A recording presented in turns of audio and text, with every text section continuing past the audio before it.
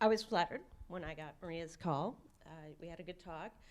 And in the end, just so you know where I was feeling, she said to me essentially, please tell us about yourself. And after you became affected with this life-altering mutation that seeps into every aspect of your everyday life, you'll have about 8 minutes. Oh, by the way, we might tape it for the interwebs, so good luck with that. After I caught my breath and pushed down what you will probably hear is my natural fear of public speaking, I realized I wanted to touch on 3 things, the important stuff: high heels, baby cage matches, and tweezers.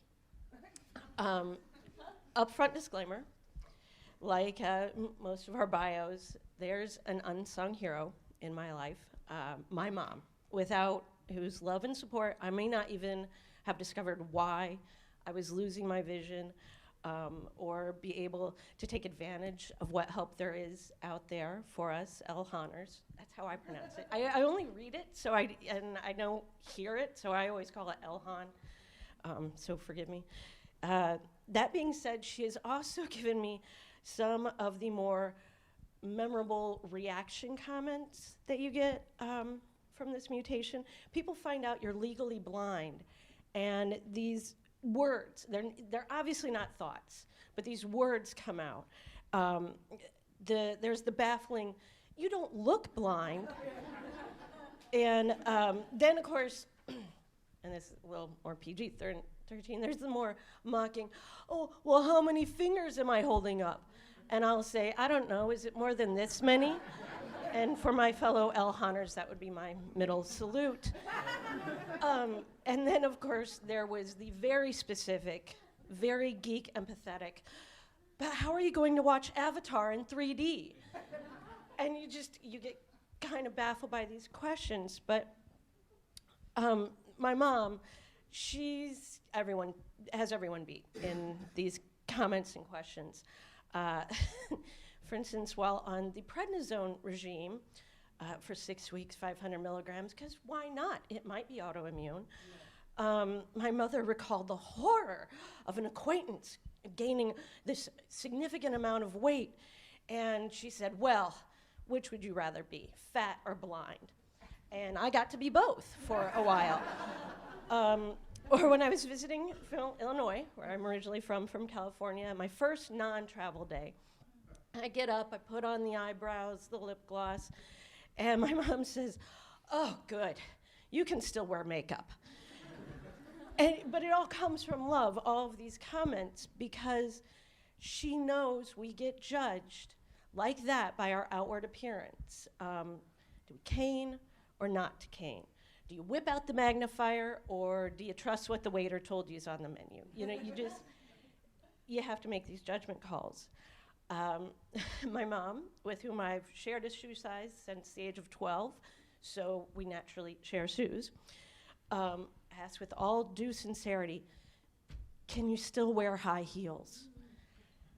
And, well, no, not really, not the same way. And I learned that out the hard way with a pair of fabulous black, sparkly stiletto platform shoes and a bit of uneven pavement and a pair of ruined pantyhose when said knees hit uneven pavement. So, you make adjustments. One comment that stuck, I say the comments that you aren't meant to hear, those are the ones that are really honest and that you kind of really take to heart. It was early on, I was out with my husband and my brother, Hollywood drinking, that's as close to hip fame stuff you'll get from me, and I overheard my brother saying to my husband, she's not looking me in the eyes. She's just not there. And so, these eyes that, oh, they're pretty. How can they be blind? I've trained them, particularly in distance of, okay, go a third down in the way of the face. And I've trained, get out the magnifying mirror when you're gonna do the eyebrows. But I spend a lot of time making adjustments, and a lot of them are for the comfort of other people that we're interacting with. But you have to be careful. I came across as so fully sighted to one genetic counselor who ostensibly was meeting to help me. And she started making fine line drawings to illustrate a point. Well, she kind of lost the point. Because I wasn't, at this point I was needing a Sharpie and all of these adjustments. And I got quietly frustrated. But in the long run, I missed an opportunity. I had the chance to say, hey, doc, I can't see this. Let's reschedule when you know what the effects of LHON are, or find me another doctor who knows what I'm going through. And I'd like to think that today, I would not just have politely smiled and left. I'm hoping that each of us speaks up for ourselves and our fellow visually impaired. Our mutation is rare. I mean, I've got one of the more regular mutations, the 11 whatevers, but we need to advocate and we need to educate. And that need is not rare. That need is universal. So on to the reason why I was seeing a genetic counselor. When you spend a year, and it was at least a year, learning your veins need the butterfly needle, and this is what it sounds like in an MRI tube with the ka-tunk, ka-tunk, ka-tunk, ka-tunk, ka-tunk, and realizing you've memorized the top 2 lines on the standard eye chart, well, you tend not to react when your sporadic reproductive system isn't running like a Swiss watch.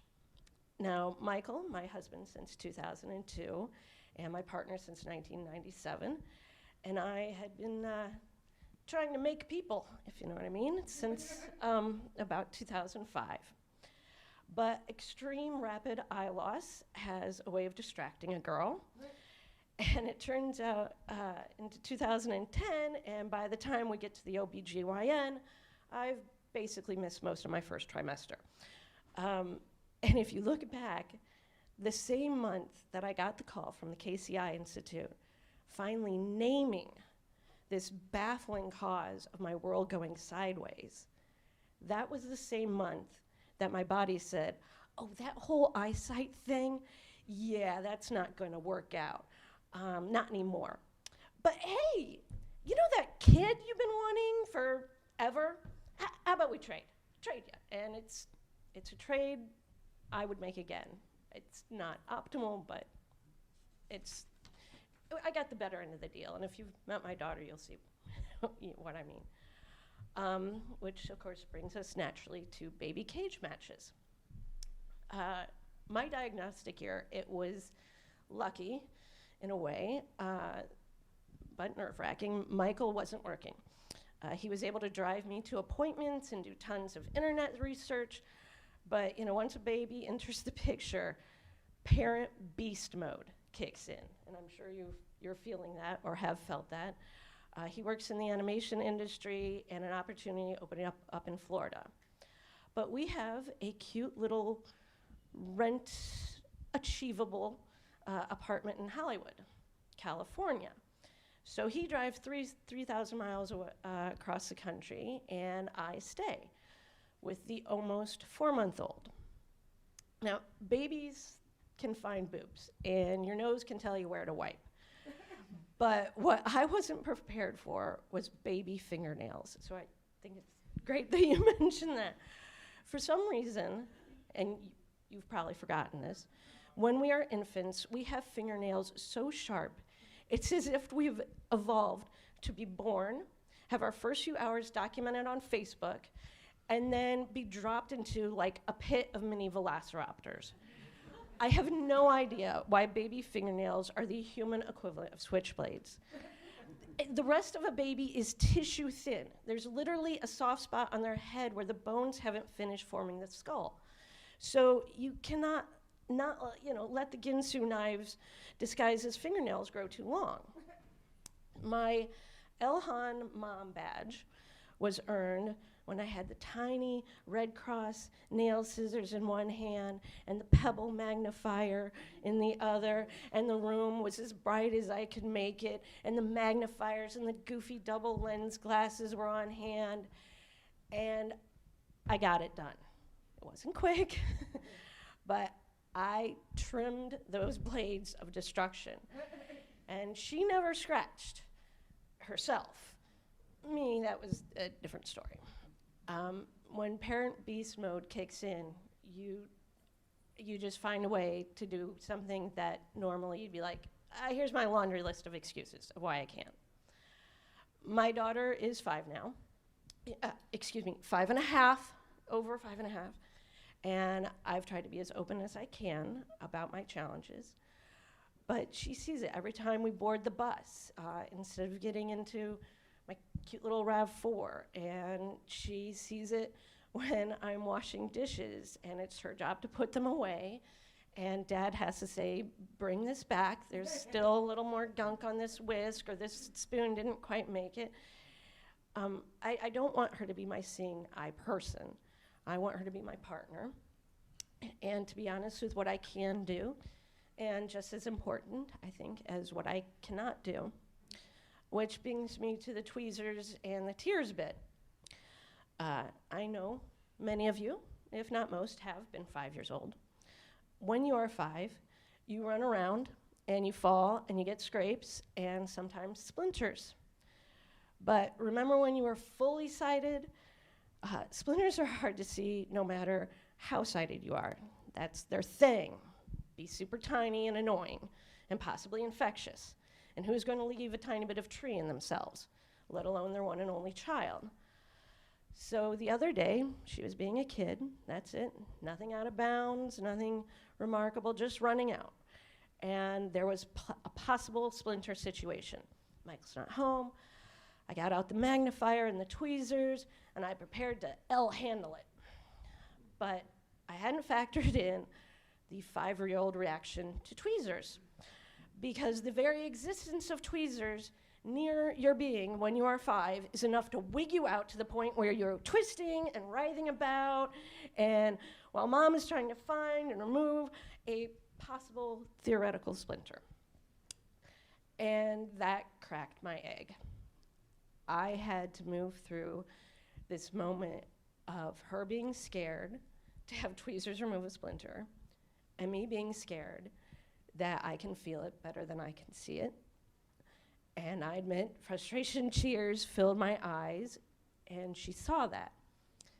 And I included her in my frustration.